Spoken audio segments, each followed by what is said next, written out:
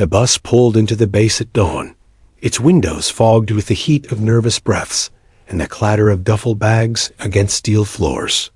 Dozens of young recruits pressed their faces to the glass, each one carrying a mixture of fear, pride, and anticipation. Among them sat a young woman named Claire Winters, her uniform freshly issued, her posture straight, her expression unreadable. She didn't laugh or joke like some of the others. She didn't fidget nervously either. Instead, she sat in silence, watching the gate slide open, her hands folded neatly in her lap. To the others, she seemed ordinary, another recruit, another small-town dreamer who had signed her name on a dotted line in exchange for discipline, paychecks, and a path forward. Some came to escape poverty. Others sought adventure. A few simply wanted the title of soldier stitched on their chest. But Claire was different, though no one yet knew it. The drill sergeant's voice cut through the morning air like a thunderclap.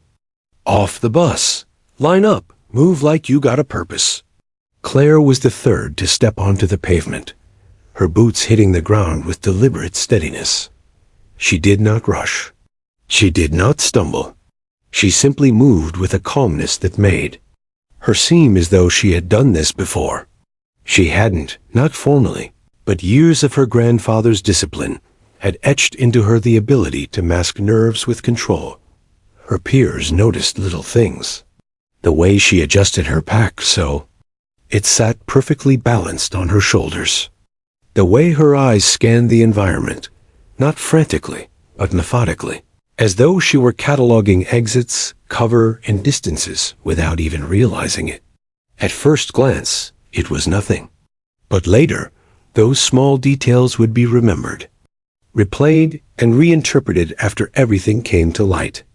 For now, she was just Winters, one name in a roster of strangers about to be broken down and rebuilt. The first week of training was chaos. Shouting instructors, endless drills, and sleepless nights broke down even the most confident recruits. Some cried quietly in their bunks. Others tried to mask their fear with bravado. Claire? She endured. Not effortlessly, not without sweat, but with a calmness that unsettled even the drill sergeants. When they ran laps in the sweltering heat, her pace never faltered. She wasn't the fastest, but she never slowed, never begged for rest. On the obstacle course, she climbed walls and crawled under wire with a grim determination that made her seem unshakable. Her squad mates whispered that Winters was weirdly composed, as though she had already been through harder things. But if they had asked, she wouldn't have told them. She would not have said that years ago, at only 12, she had climbed ridges twice as high as these training walls, carrying a rifle half her size.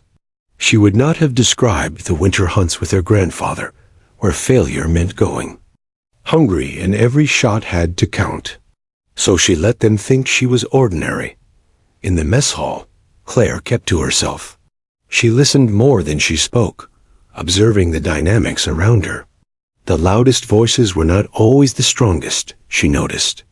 Confidence without skill cracked easily under pressure. She learned who panicked in drills, who argued with authority, who cracked jokes to hide fear. Sometimes she'd catch a fellow recruit staring at her, puzzled. It wasn't that she was unfriendly.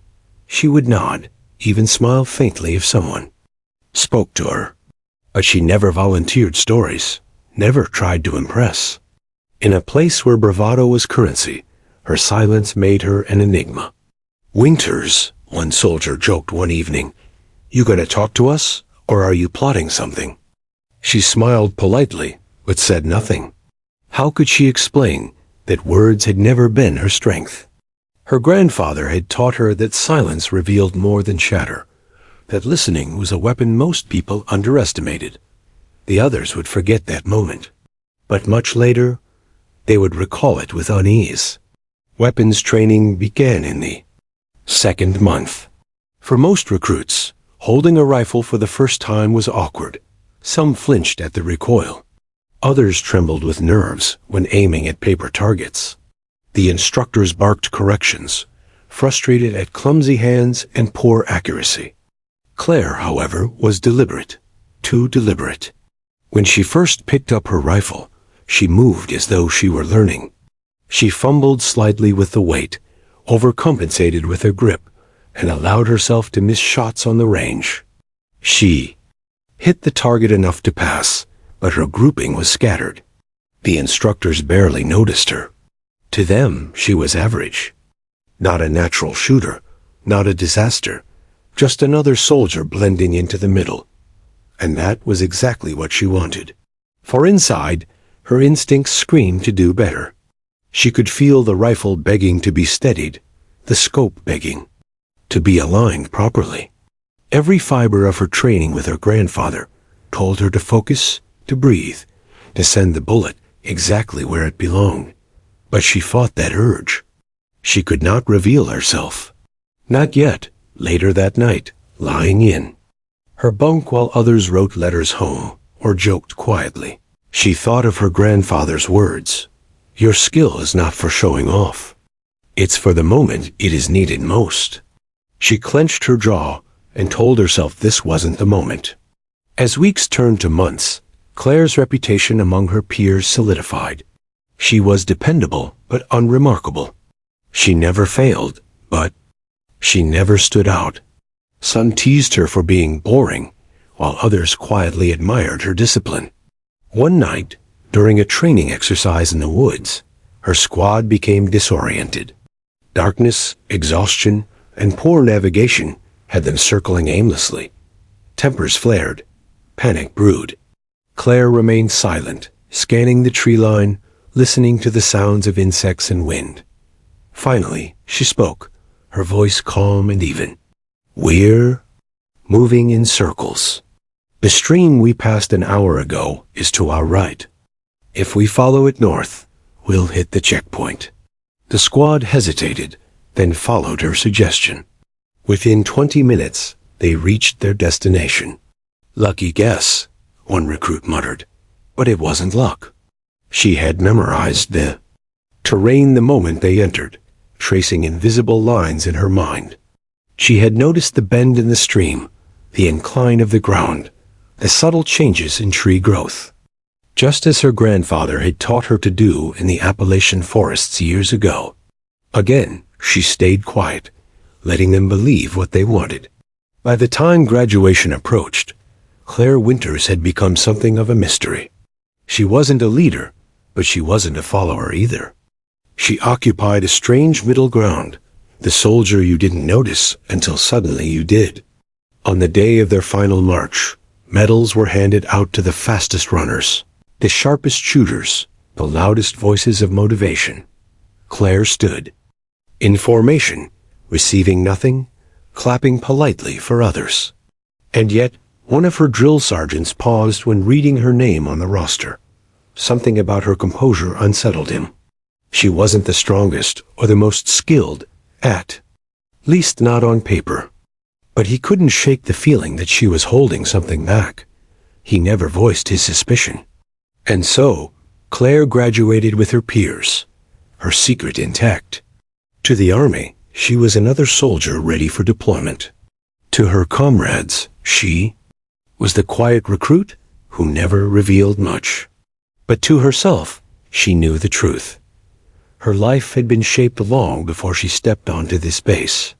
She carried the lessons of a man whose legacy lived in shadows, and she carried them quietly, waiting for the moment history would demand she reveal who she really was. And that moment was coming. The mountains had a way of keeping secrets. Deep in the Appalachian hills, where the mist rolled like smoke and silence settled over the valleys, a little girl named Claire Winters grew up in a world both rugged and quiet. Her home was a weathered cabin tucked between pine and oak, where the outside world seemed distant, almost irrelevant. Her parents worked long shifts in town, struggling to make ends meet. It was her grandfather, Thomas Winters, who became her true guardian. To most neighbors, Thomas was a recluse, a retired old man who preferred the company of the woods to people. He was polite but distant, always deflecting questions about his past. Folks whispered that he had fought in the war, though details were scarce. He never boasted, never wore medals, and never spoke of battles. But with Claire, he was different. From the time she could walk, he took her on what he called hunting lessons. At first, they were nothing more than slow walks through the forest. He would point out tracks on the ground, the way a deer's hoof pressed deeper in soft soil, or how broken twigs revealed the direction of its movement. He showed her how to notice the world without disturbing it, the way birds fell silent when danger approached, how the wind carried scents that could betray a hunter's presence. "Listen more than you talk," he told her, kneeling so there. Eyes met. The woods will speak if you're patient enough to hear them. Patience, observation, silence. These were his first lessons. To Claire, they were games. To him, they were survival. As she grew older, the lessons sharpened. On her 10th birthday, he handed her a small .22 rifle, the wood polished smooth by his own hands. He showed her how to cradle it, how not to fight against the recoil, but to work with it. "Your rifle is part of you," he said, his voice low and steady. "You don't force it. You breathe with it." He placed a tin can on a stump 20 yards away. Claire lifted the rifle, clumsy and nervous, and pulled the trigger. The shot cracked, the can tumbled into the dirt, and the echo rippled through the trees. Her eyes widened, startled by both the noise and the thrill. "Good," Thomas said, though her aim had been far from perfect. But good isn't enough. One day, good could cost lives. Again. So she fired again. And again. Each time, he corrected her posture, her breathing, the way her finger rested on the trigger. By the end of the afternoon, her shots were landing closer to the center. She was tired, her shoulder sore, but she smiled anyway. It was the first time she felt she belonged to something bigger than herself. The woods became their classroom. Summers meant long treks into the ridges, where Thomas would teach her how to find water by watching the flow of insects, or how to mark her path without leaving obvious signs. Winters were harsher, but no less instructive. Snow revealed trails invisible in summer, and the stillness taught her to move like a shadow. He never coddled her. If she grew frustrated, he pushed her harder. If she complained, he told her bluntly, "The world won't care if you're tired. Do it anyway." At night, by the crackling fire, he would tell her stories. Not of war directly, never names, never dates, never the battles themselves. But he spoke of long watches in cold, forests overseas, of waiting hours without moving, of pulling a trigger only when absolutely certain.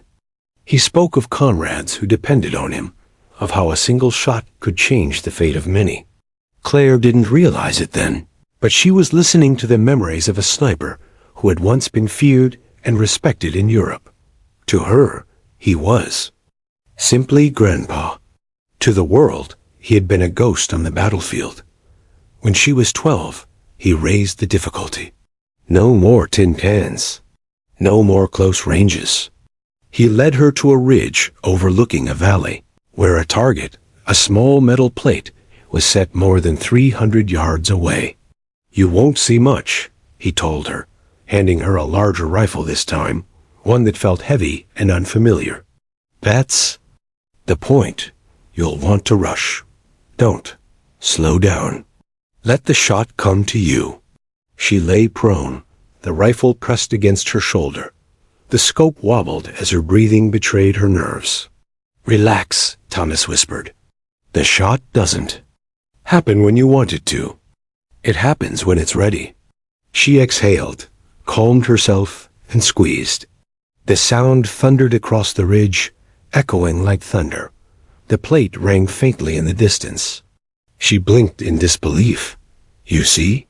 he said with the faintest smile. "You don't force it. You let it happen. It was the first time she truly understood the difference between pulling a trigger and making a shot. Through her teenage years, this training became a rhythm of life. School, chores, and friends filled her days, but evenings and weekends belonged to her grandfather's world.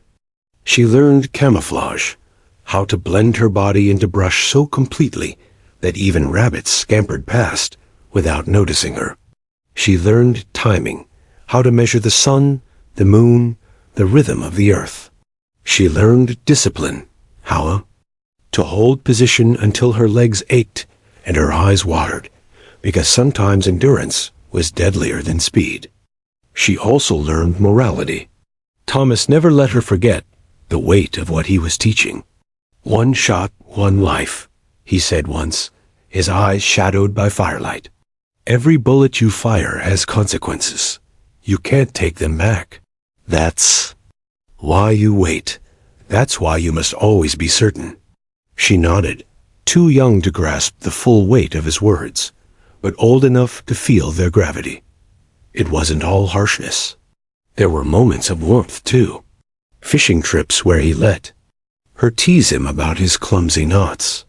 Mornings where they sat in silence, sipping coffee and cocoa on the porch, watching the fog burn off the valley.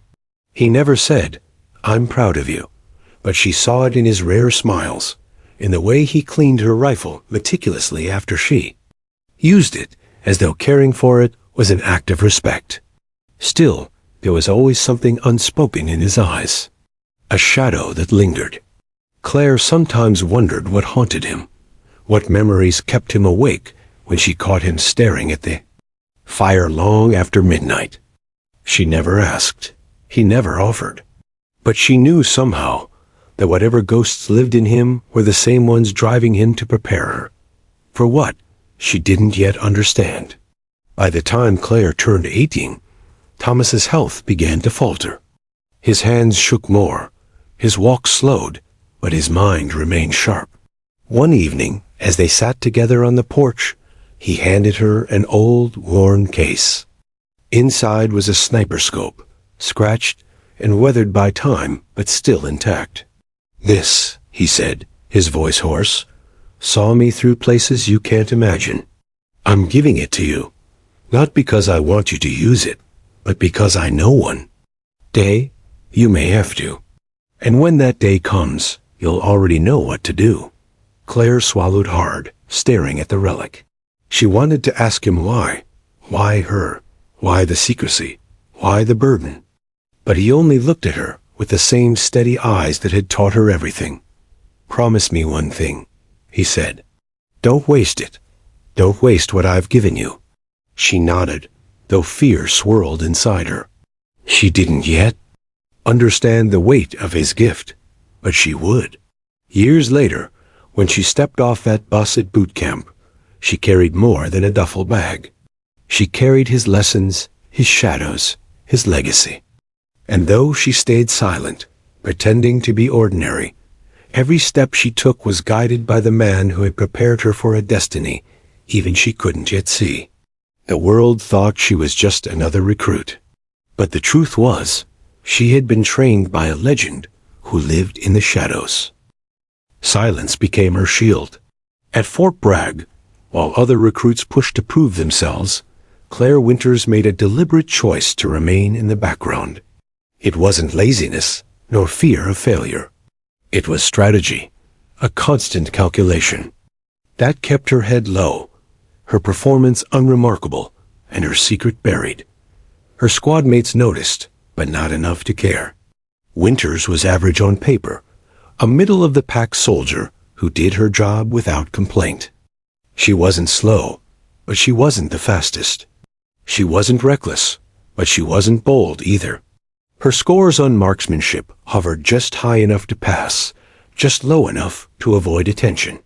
What they didn't know, what she worked tirelessly to conceal, was that every missed shot, every moment of hesitation, was intentional.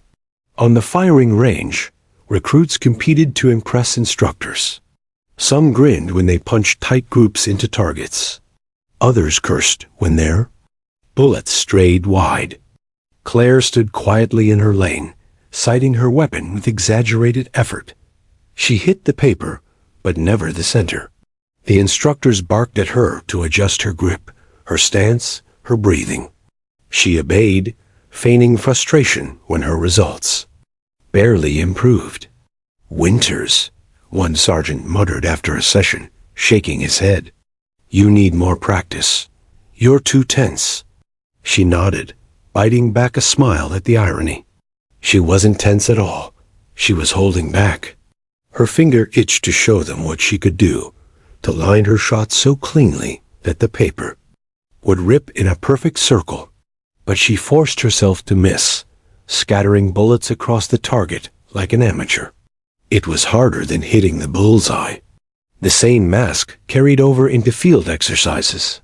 When squads practiced maneuvers, others rushed, eager to lead or show initiative. Claire stayed in the middle, neither volunteering nor resisting. She obeyed orders but never offered suggestions, though in her mind she traced every flaw in their strategies.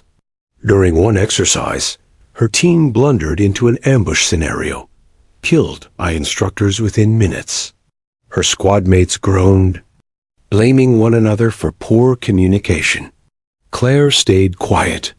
She had seen it coming, the poorly chosen route, the open ground, the failure to scout. Her instincts screamed at her to speak up, to fix it, but fixing it meant attention. Attention meant questions. Questions meant secrets uncovered, so she swallowed her words. At night in the barracks, laughter filled the air. Recruits swapped stories, boasted about girlfriends, bragged about hometown football victories. Claire listened, offering smiles, but few contributions. "Winters, you're too damn quiet," one of them teased one evening. "Don't you got any stories?" She shrugged. Not really. It wasn't true. She had plenty days spent stalking deer through winter woods. Nights lying in snowdrifts for hours without moving. Moments where a rifle in her hands had felt like an extension of her body.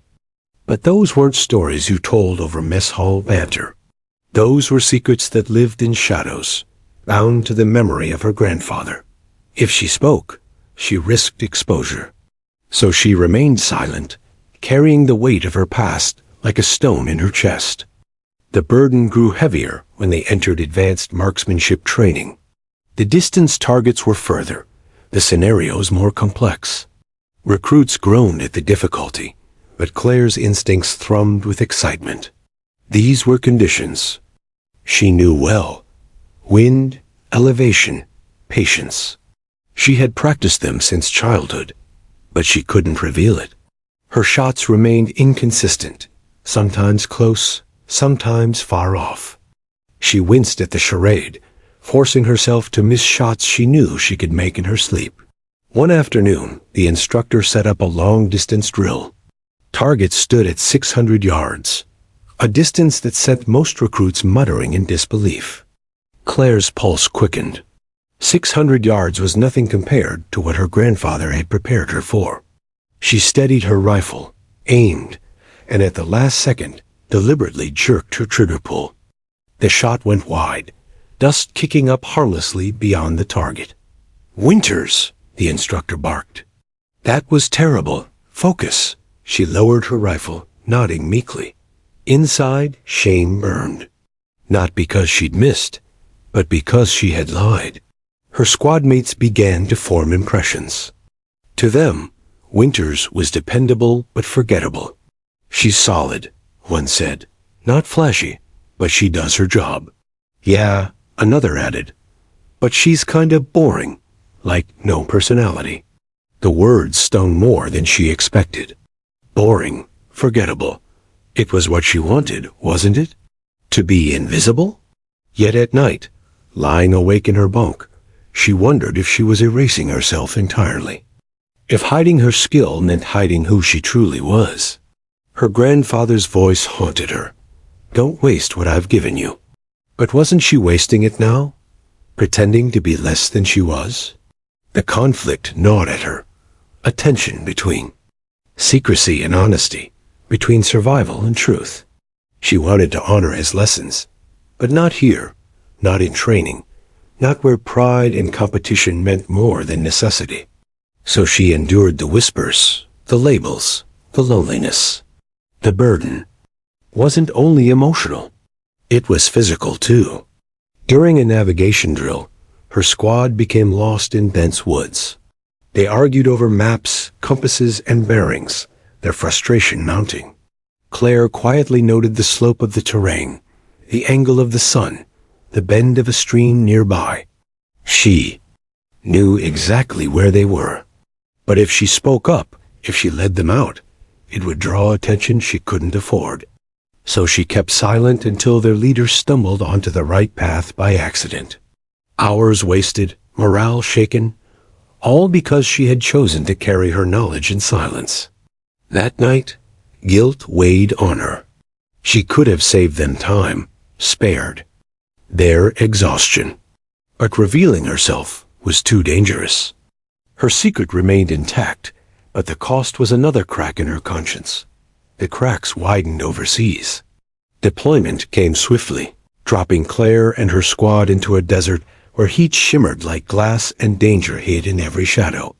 Out here, mistakes weren't graded. They were punished with blood. At first, Claire continued her act. She followed orders, stayed in formation, kept her head down. But war was less forgiving than training. Out here, silence meant more than secrecy.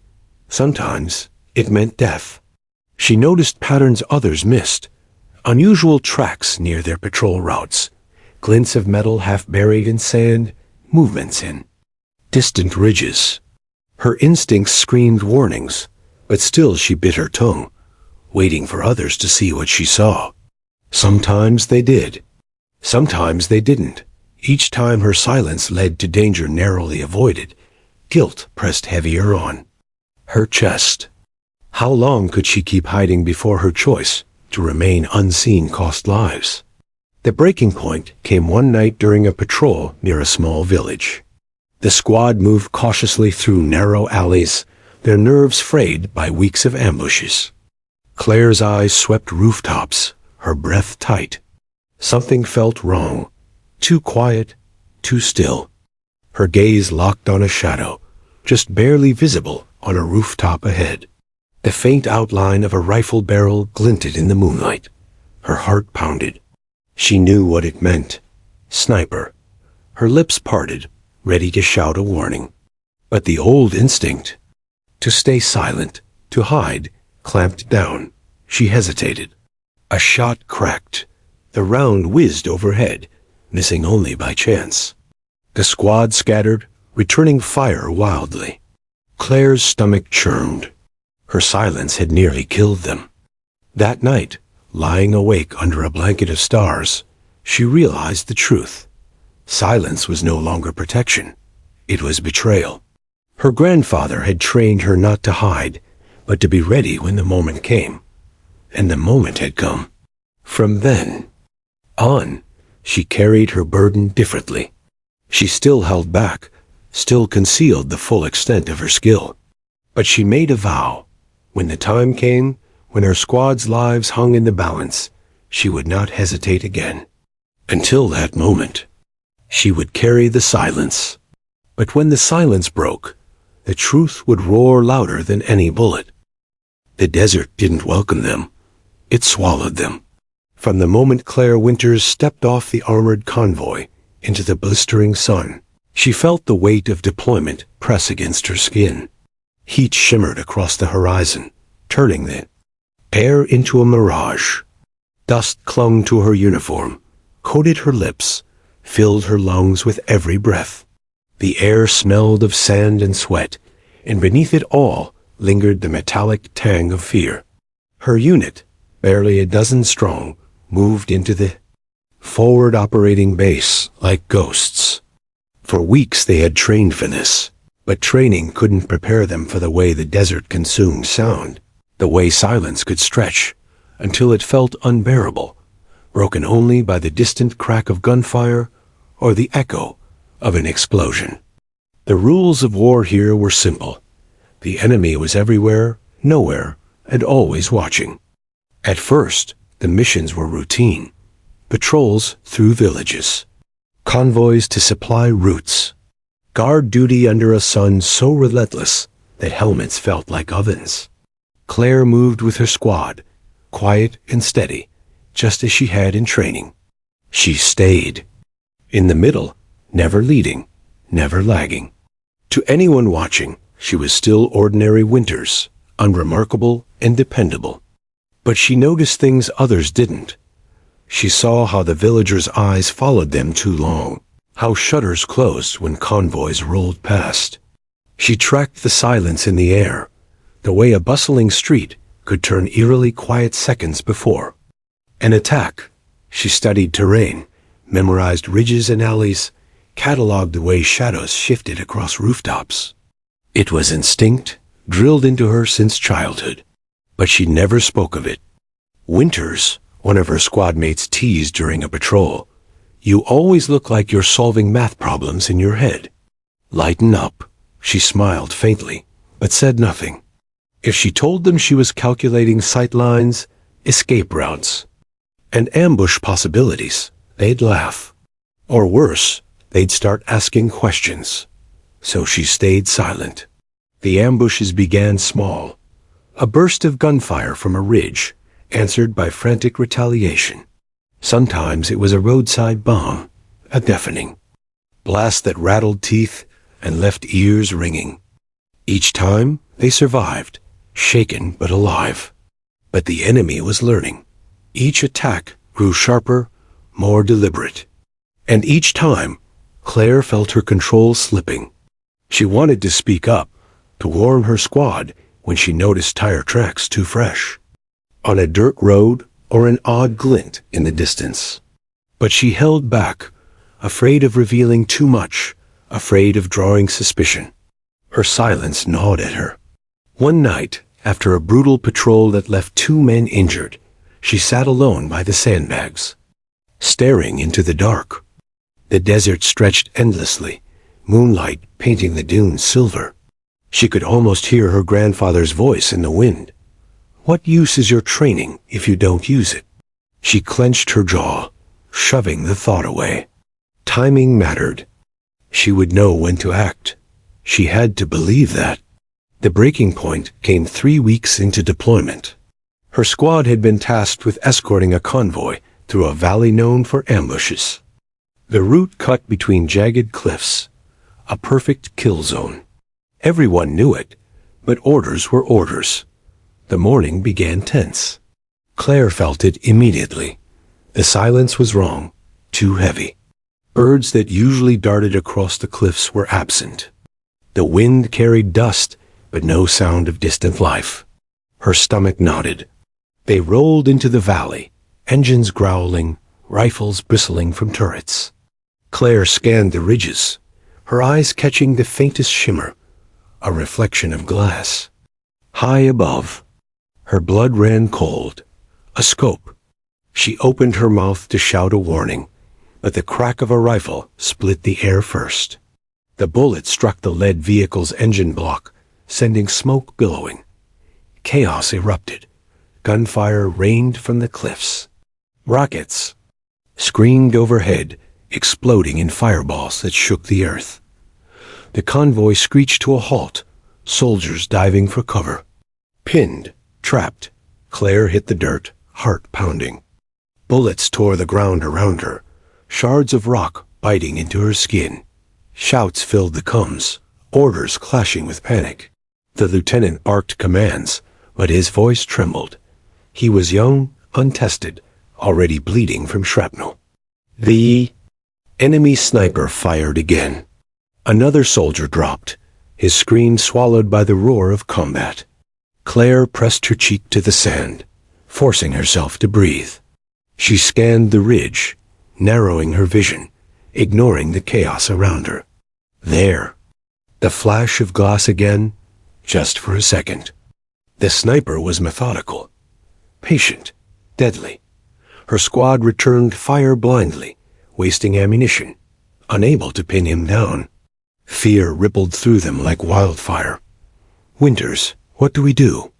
One soldier shouted, desperation in his voice. She froze.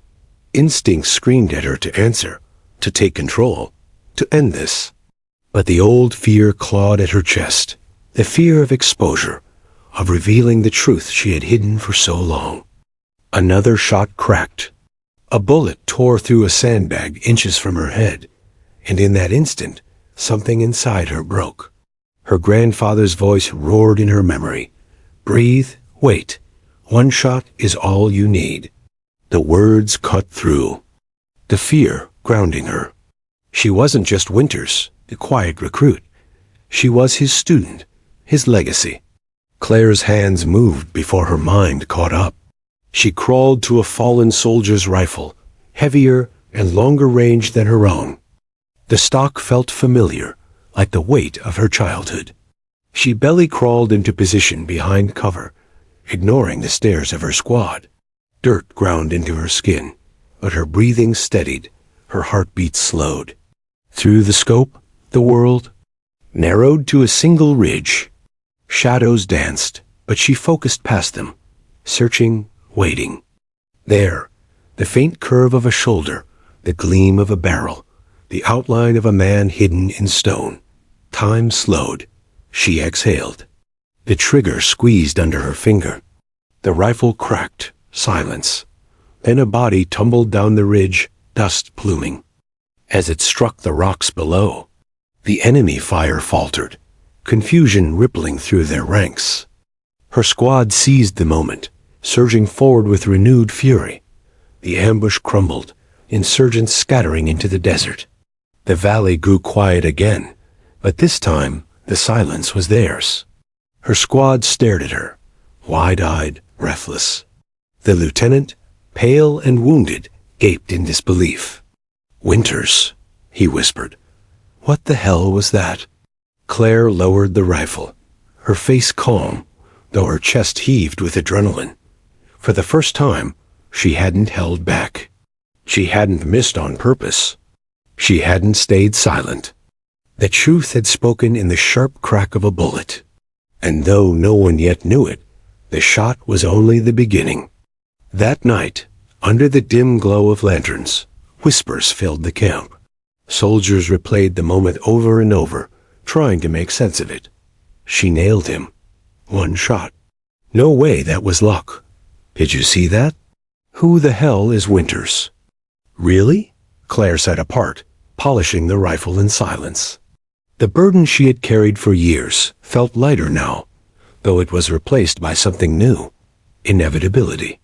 Her secret wouldn't stay hidden much longer.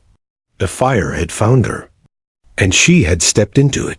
From here on, nothing would ever be the same. The desert has no mercy. Even after the ambush in the valley, Claire's platoon barely had time to catch their breath. Orders came swiftly. Continue patrols, hold the line, secure supply routes. The war machine didn't pause for recovery. Soldiers could be wounded, shaken, terrified, but convoys still rolled, radios still crackled, and boots still marched into hostile dust. Claire moved with the unit, like always, but something had shifted. Eyes lingered on her now. Men who once overlooked her as quiet Winters now studied her with curiosity, maybe even awe. The one-shot kill had become a story whispered in every corner of camp. Winters saved our asses, someone muttered during chow. She's a ghost. You saw it. One shot, clean through. Others looked at her with suspicion. Nobody said. It allowed, but Claire could feel the question in the air. Who trained her? How long has she been hiding this? She kept her mouth shut. The desert demanded silence, and silence had always been her armor. The next mission pushed them deeper into enemy territory. Intelligence reported insurgents moving weapons through a network of villages tucked along the foothills. Claire's unit was ordered to intercept, though everyone knew what it really meant. Bait for another ambush. The enemy had grown bolder, smarter. Each day their attacks became more coordinated, as if someone on the other side was studying American patrol patterns as carefully as Claire studied terrain.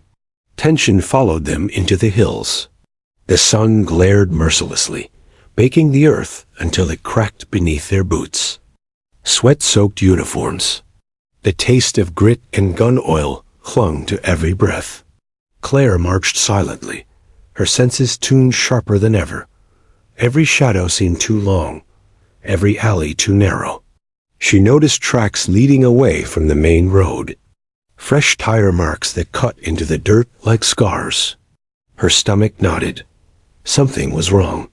She opened her mouth to warn the lieutenant, but the radio crackled before she could speak. A voice hissed through static, "Contact front." Then the world erupted. The explosion lifted the lead vehicle off the ground, a thunderous blast that shattered windows and rattled bones.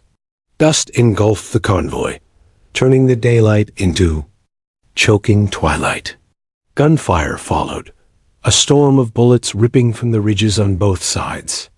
Muzzle flashes lit the cliffs, 100 pinpricks of fire. The convoy was boxed in, caught in a perfect kill zone. Ambush!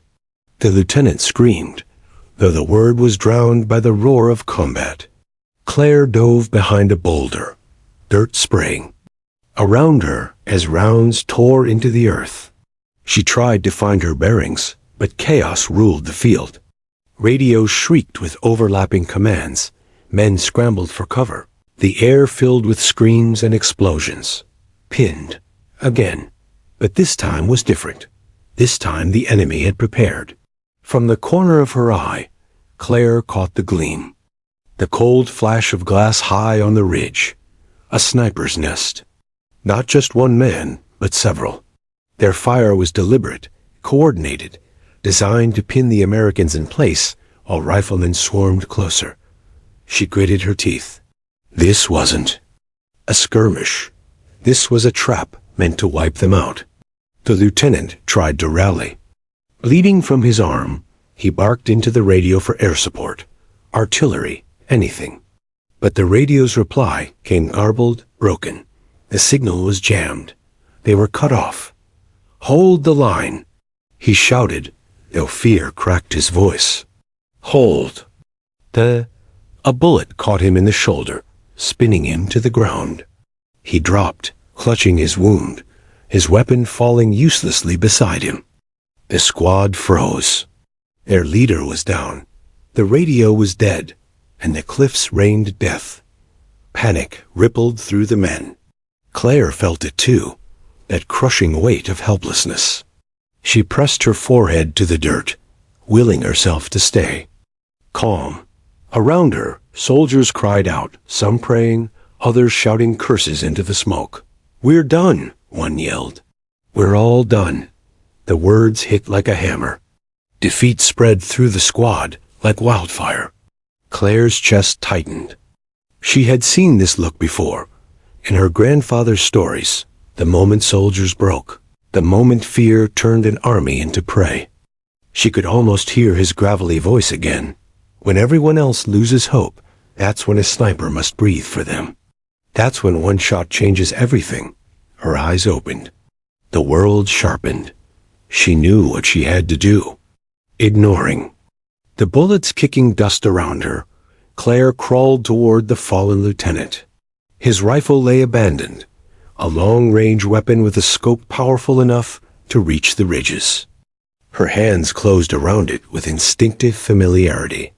"Winters, what the hell are you doing?" A soldier shouted, his voice cracking with fear. She didn't answer. She found a rise of stone, barely enough cover, and pressed the rifle against her shoulder. Her breathing slowed. Her vision narrowed. Through the scope, the battlefield transformed. The chaos blurred. The screaming dulled. Only the ridges remained, and the faint outlines of men hidden in stone. She marked the first sniper by the way his barrel angled, steady and patient. She could almost see his breath in the shimmer of heat. Her finger curled on the trigger. Exhale. Crack. The man crumpled, his weapon clattering down the slope. 4. A heartbeat. Everything stopped. Then another sniper fired, his bullet whistling past her ear. Claire shifted, adjusting her aim with deadly calm. Exhale. Crack. Another fell. She moved like a machine, her world reduced to a cycle of breath and trigger. Her squad watched in stunned silence as the tide shifted. Each shot silenced another threat, each kill peeling away the noose that had strangled them. In less than a minute, the ridge grew quiet. Smoke still hung in the air, bullets still ricocheted from riflemen below, but the oppressive precision of the enemy's overwatch was gone. The squad felt it. The fear that had paralyzed them cracked, replaced by a spark of hope. Advance! Someone shouted, no longer in despair, but with fire in their voice. The men surged forward, rallying around her. They laid down suppressive fire, pushing the ambushers back into the cliffs. The trap was breaking apart. Claire lowered her rifle, her chest heaving. Sweat poured down her brow, but her hands were steady. Her secret was gone, burned away by the truth ringing in every shot she fired. There was no hiding anymore. The firefight dragged on for another hour, brutal and bloody, but the outcome was no longer certain death. Against the odds, Claire's platoon clawed its way out of the valley, battered but alive. The enemy scattered, leaving only echoes in the dust. When silence finally settled, the survivors collapsed in exhaustion. Some laughed, others cried. A few looked at Claire with something between reverence and fear. "You saved us," one whispered. "No," she said softly, staring at the cooling rifle in her hands. "He did." They didn't understand. Not yet. But her grandfather's ghost was with her, as surely as the rifle was in her grip. That night, around the dim glow of a campfire, the whispers returned. She took them all out. Like it was nothing. Who the hell is Winters? She's no ordinary soldier. No way. Claire sat apart, silent as always. But inside, she knew something irreversible had happened. The burden she had carried for so long, the silence, the hiding, the fear of exposure, was gone. Her comrades had seen the truth. The battlefield had demanded it. And though she dreaded the questions that would come, one truth was undeniable. The breaking point hadn't destroyed her. It had revealed her. The desert never gave them peace for long. After the ambush in the valley, the platoon limped back to base, battered but alive. They patched wounds, replaced ruined equipment, buried their dead. Yet even in survival, unease lingered. The enemy wasn't just fighting harder, they were fighting smarter. Each encounter carried precision, as though their movements were being studied, anticipated. And then came the order that would test everything. A high-value target had been confirmed, the insurgent commander orchestrating attacks across the region. He was more than just a warlord. He was the mind behind the ambushes, the architect of traps that turned valleys into graveyards.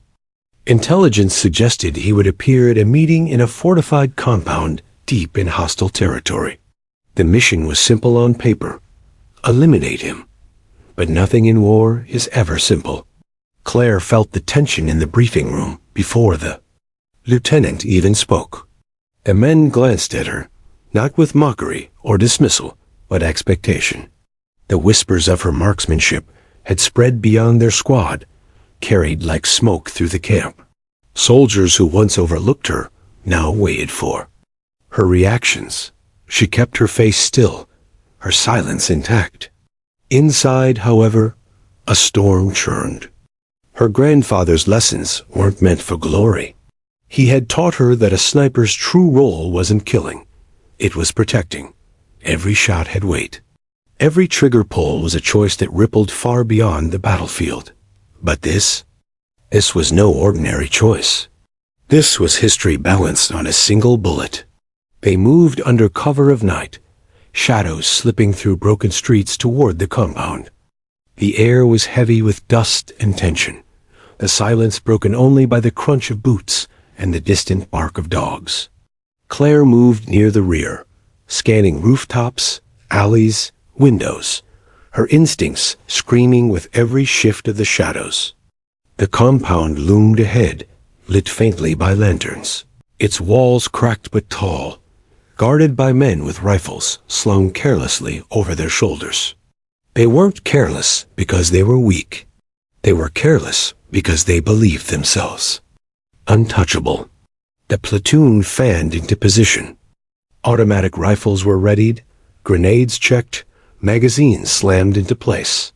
The plan was to breach the compound with force, storm the meeting before reinforcements could arrive. But Claire's gaze lingered upward. The rooftop. The commander would likely step into view, shielded by distance and guards. He would expect chaos below, not precision above. She didn't wait for orders. She crawled into position on a rise of rubble, her movements silent, deliberate. The rifle she carried now wasn't borrowed. It was issued after the last ambush, almost as though command had finally acknowledged her hidden skill. The stock fit against her shoulder like an extension of herself. Through the scope, the compound transformed, lantern light through long shadows. Guards shifted in lazy patrols. A balcony door opened, spilling faint golden light across the rooftop. Then he appeared. The insurgent commander stepped into the night air with the calm of a man who believed he was untouchable. His frame was tall, shoulders broad, his robe shifting in the warm breeze. Around him, men murmured, deferential, as though he were a king. Surveying his court, Claire's finger hovered near the trigger. Her breath slowed. Her heartbeat counted down the seconds. Breathe.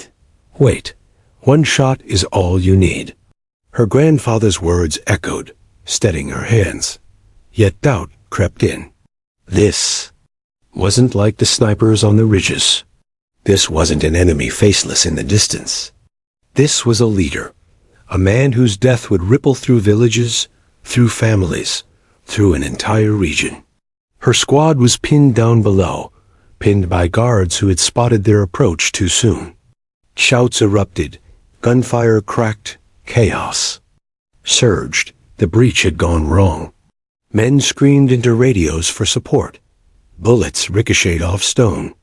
Claire's scope held steady. The commander raised his hand, shouting orders. His men rallied instantly, pouring fire down on her trapped comrades. If he lived, they would all die. If she fired, the war itself might change. Her lungs filled with air. Her finger tightened. Exhale. Crack. The shot split the night like lightning. The commander's body jerked, a crimson bloom spreading across his chest. He staggered, eyes wide with disbelief, then crumpled to the rooftop like a puppet cut from its strings. For a heartbeat, the compound froze. Guards stared in shock, their certainty shattered. Then the battlefield exploded. The enemy faltered, their leader gone. The precision of their defense cracked, panic rippling through the ranks. Some fled. Others fired blindly. Their coordination dissolved into chaos. Claire's squad seized the moment. They surged forward, storming the compound with renewed fury, cutting through disorganized resistance. The tide had turned in an instant, one shot shifting the balance from defeat to victory. When the dust finally settled, the compound lay silent, its defenders scattered or slain. The body of the insurgent commander sprawled on the rooftop, a stark reminder of how swiftly power could fall. Claire remained in her position, rifle steady, eyes fixed through the scope, even as the battle ended. She didn't move until the lieutenant's voice crackled weakly through the radio. "Winters, it was you, wasn't it?" She didn't answer. She didn't need to.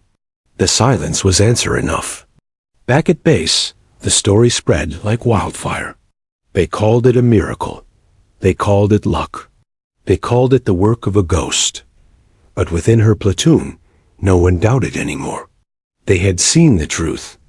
Claire wasn't just another soldier. She wasn't just Winters. the quiet recruit who faded into the background. She was something else, something greater. For the first time, Claire felt the weight of her secret lighten, but it wasn't relief. It was responsibility. The shot she had fired wasn't just an act of survival. It was a declaration. She had stepped out of the shadows, and now the world had seen her. Her grandfather's legacy no longer belonged to memory alone. It lived in her, undeniable, carved into history with the echo of a single bullet. But deep inside, Claire knew the shot wasn't the end. It was the beginning. That night, as the desert wind swept across the base, she sat alone outside the barracks, staring at the stars. The camp behind her buzzed with celebration, men laughing, voices raised in relief. But Claire's heart was quiet. One shot had changed everything. And yet she couldn't escape the question pressing against her chest. If one bullet could alter the course of a war, what would the next one demand of her? She closed her eyes, hearing her grandfather's voice one last time. Every shot writes a story, Claire. Choose them wisely. Her eyes opened, steady and unblinking. She would. But for now, she allowed herself one rare truth. For the first time, she wasn't hiding anymore. The legend had been revealed, and the war was far from over. The campfire crackled low, its flames licking at the desert night. The platoon huddled close, their bodies bruised, their minds frayed from days of relentless fighting. Around them, the forward operating base buzzed with life. Generators thrummed, radios spat static, soldiers swapped weary jokes in the mess tents. Yet in Claire's squad, silence reigned. They couldn't stop staring at her. Every man there had seen what she'd done. They'd watched her put a bullet through the insurgent commander at a distance that seemed impossible. They'd watched her move through fire with an almost unnatural calm, her aim as steady as if she'd been born for it. And now, with the battle behind them, the questions burned too hot to hold back. Winters. The voice came from Corporal Diaz, the one who had always teased her about being too quiet, too serious. His tone now carried none of that. It was sharp, demanding. What the hell was that? He asked. No one shoots like that. No one. So what are you hiding? Others murmured in agreement. Some leaned forward, their eyes narrowed, searching her face as though the truth might be carved in her features. The lieutenant, arm still bandaged from the ambush, spoke softly but firmly. She saved all of us. But he's right. You don't learn that in basic. Not like that. Claire sat back, her hands resting on her knees, her gaze steady on the fire. The flames danced in her eyes, flickering shadows across her face. She had spent years hiding this part of herself. Years pretending to be ordinary, burying the truth under silence. But silence had its limits. Secrets had their time. And that time had ended with one shot. You want the truth? Claire's voice was calm, low, but it carried through the circle. The men leaned closer, drawn by the rare sound of her speaking more than a sentence. I was trained long before I wore this uniform. Not by the army, not by any school, by my grandfather. Some frowned. Others exchanged confused glances. A sniper's legacy wasn't exactly a family heirloom people spoke of over dinner. She continued, her eyes never leaving the fire. He fought in World War II. Europe. A ghost in the forests, in the ruins, on the battlefields no one came back from. They say he could hold his breath so long the world would forget he was there. One shot, one kill. That was his way. And he survived, though he never talked about medals or glory. Her voice softened. He only talked to me. The fire popped, sparks swirling upward into the night. No one interrupted. The squad, hardened by combat, sat spellbound as Claire peeled back the silence she had wrapped around herself for so long. I was just a kid, she said. But he taught me as if he knew someday I'd need it. Patience, stillness, how to read the wind, how to see what others miss. Hunting deer in the hills wasn't about the deer. It was about training my heartbeat, my breathing, my hands. She smiled faintly, though it didn't reach her eyes. I thought it was just games then, just a strange way to spend childhood. Until he sat me down one night, under the stars, and said, "Claire, every skill I give you isn't for the woods. It's for the day you'll stand between danger and the people who can't protect themselves." Her voice caught for a moment, but she pushed through. I didn't understand, not until now. The men shifted uneasily. Some rubbed the back of their necks. Others glanced down at the dirt, as though struggling to reconcile the quiet recruit they thought they knew with the woman before them. "So all this time," Diaz began, his voice trailing off. "All this time," Claire said simply, "I stayed quiet. Because I didn't want to be measured against him. Because I didn't want to be expected to be something I wasn't ready for." Her gaze lifted from the fire, meeting theirs one by one. "But in that valley, when we were pinned down, when I saw all of you about to die, I knew hiding wasn't an option anymore." The silence that followed was heavy, thick with realization. Finally, the lieutenant spoke. His voice was hoarse, weary, but resolute. "You're telling me a legendary sniper trained you, and you've been keeping that from us this whole time?" Claire nodded. "Why?" Her eyes softened. "Because I didn't want to be a weapon until I had no choice." The words sank deep. For soldiers who lived each day on the edge of death, the idea of someone holding back, not out of fear, but out of principle, was both foreign and humbling. They had been trained to fire when ordered, to act without hesitation. Claire had been trained to wait until the shot truly mattered. The night wore on. Questions came, not with anger now, but with awe. "What was he like, your grandfather? Did he ever talk about his kills? How long have you been able to do this?" Claire answered each carefully. She spoke of the nights under Appalachian stars, where he made her balance coins on rifle barrels. Of the long hunts where silence stretched until it felt eternal. Of the man who carried invisible scars, but never let them darken his love for her. "He didn't glorify it," she said. "He didn't want me to become him. He just wanted me to understand that sometimes, in life, one person's choice can save many others. And that choice often comes with a trigger." The platoon sat with her story long after the fire burned to embers. Some men nodded slowly, as though pieces of a puzzle had clicked into place. Others simply stared, their respect unspoken, but unmistakable. Diaz broke the silence at last. He smirked faintly, shaking his head. "Hell, Winters. I used to think you were boring, just the quiet one. Now I realize you were just waiting for the rest of us to catch up." Laughter rippled softly through the group, weary but genuine. For the first time, Claire smiled fully. When the circle broke apart, when soldiers drifted to their bunks or patrol duties, Claire remained by the dying fire. The desert night stretched. Around her, stars burning in the endless sky. She thought of her grandfather. She thought of the weight of his lessons, the legacy he had left in her hands. And for the first time, she didn't feel like she was carrying it alone. Her squad knew now. The secret was gone. But with the truth came something heavier, expectation.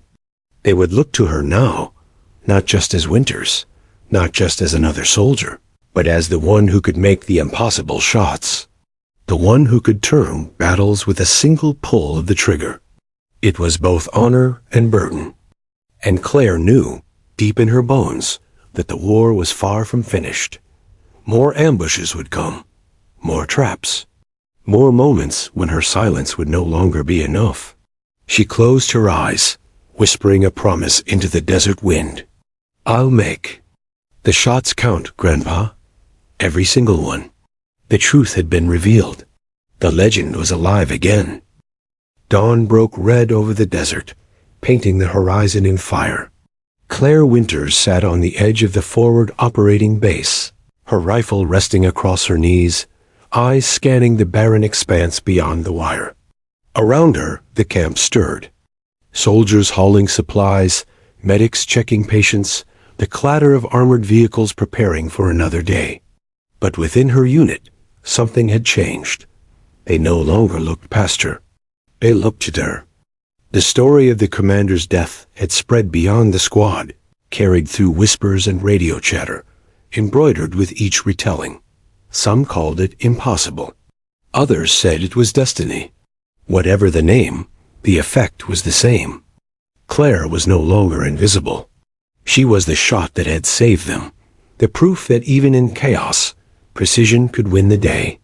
And though she never sought glory, she felt the weight of it now, heavy as the rifle across her lap. The war didn't pause to let legends settle. Days after the compound raid, their platoon was sent back into the hills, this time to hold. A valley that intelligence reported would be the enemy's next route of attack.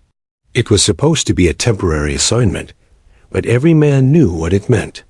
They were bait again, waiting to be tested by forces larger and deadlier than themselves. Fear lingered, though no one said it aloud.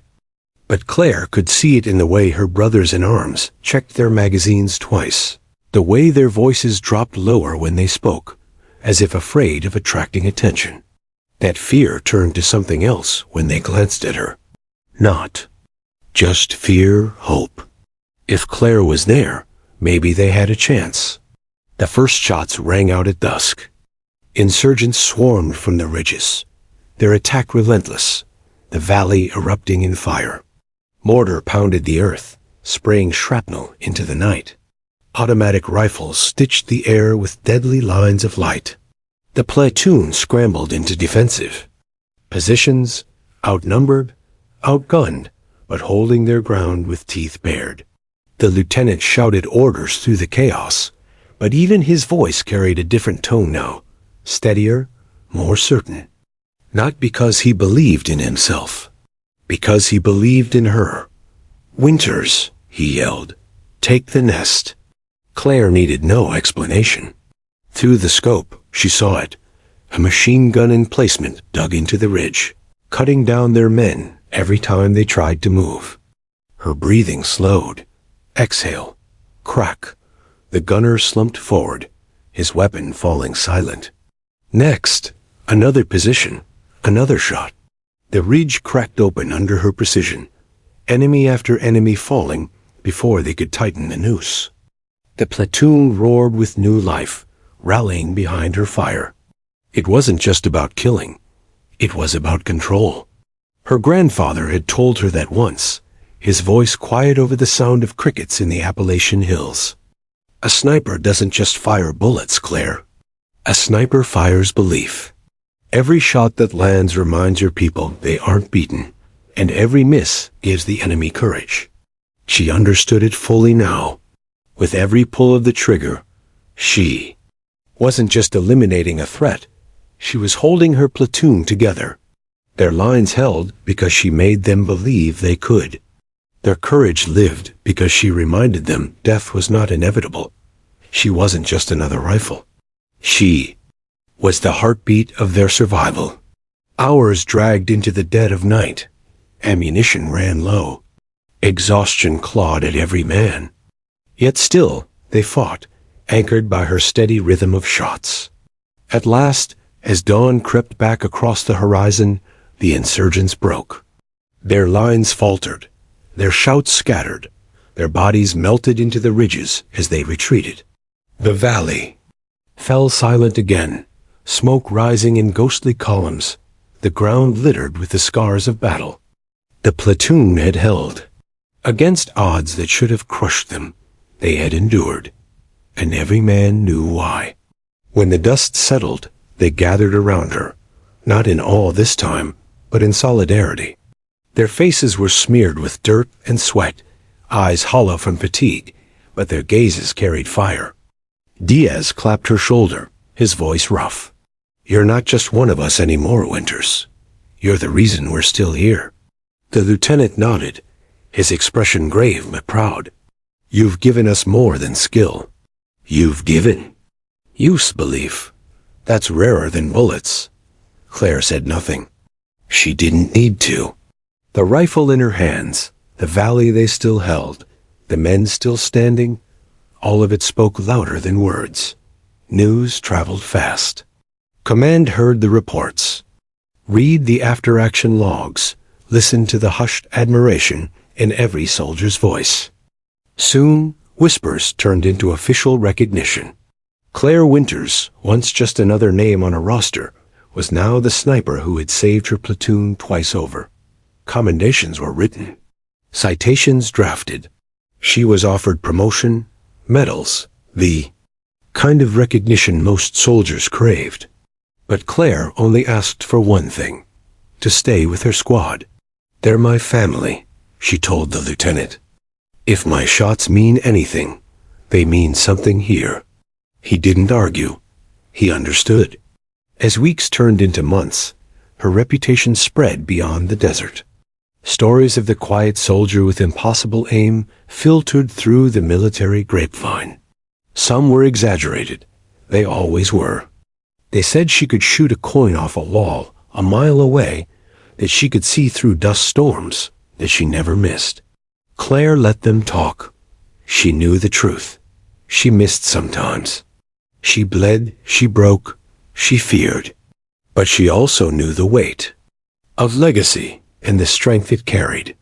Her grandfather's ghost walked with her in every mission, every breath before a shot. And though she could never replace him, she had honored him. The torch had not just been passed. It had been lit. Anew. On their last night before rotation back home, the platoon sat again by a fire, though this one burned brighter, warmer. The war was not over. Not for the world, not for them, but for a moment they had peace. Diaz raised a tin cup to Winters. "The best damn sniper I've ever seen." The men echoed him, cups clashing, voices rising. Claire smiled faintly, the flames reflecting in her eyes. "Don't toast to me," she said. "Toast to the man who taught me. He's the reason I'm here. He's the reason we're here." And for the first time, she spoke his name aloud to them, not as a secret, not as a shadow, but as a legacy shared. They toasted again, louder this time, their voices carrying into the desert night. Later, when the fire died and the stars stretched infinite above, Claire lay back on the hard earth and let the silence wash over her. She thought of home, of mountains and forests and nights under the stars with her grandfather. She thought of the lessons whispered in patience, in stillness, in love, and she realized something profound. She wasn't just his student anymore. She was his continuation. The legend hadn't ended with him. It had been reborn in her, shaped by war, but defined by choice. And though the world might never know the full truth, her platoon did. They had seen it. They had lived it. And that was enough. The desert wind carried her whisper into the night. "Every shot counts. I'll make sure of it." A legend had ended in one war. Another had risen in another. And her story was only beginning.